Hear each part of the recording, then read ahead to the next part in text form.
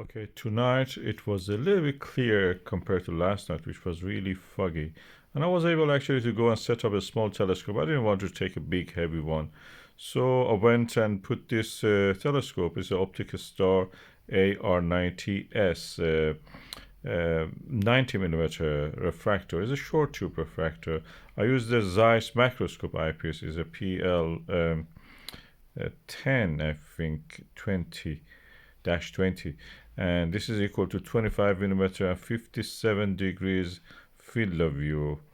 Is comparing this with the panoptic. I've seen people comparing the view with the panoptic 24mm 68 degrees. Really good eyepiece, 1/6 of the price of it. So I watched the Comet ZTF. This is near the Hyades in the Taurus, close by to the Aldebaran and Sigma Tauri. Of course, is moving. The situation is moving.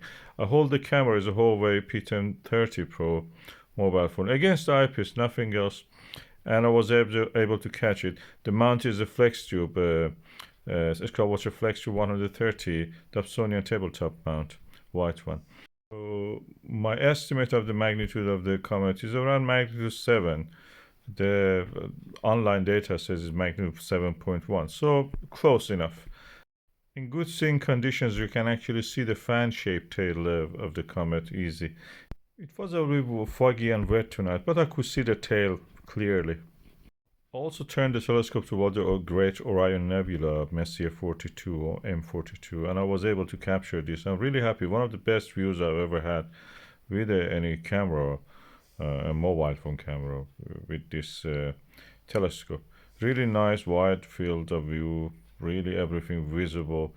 Of course, a very wide camera means that you will have also some distortion slight, and also a little bit discoloration because this telescope is not apochromatic. And that's the reason we had some purple fringing, a little bit blue light. You know, this doesn't claim that it is apochromat. It's an achromat. It's cheap, but it's very versatile, and I'm really happy to have it.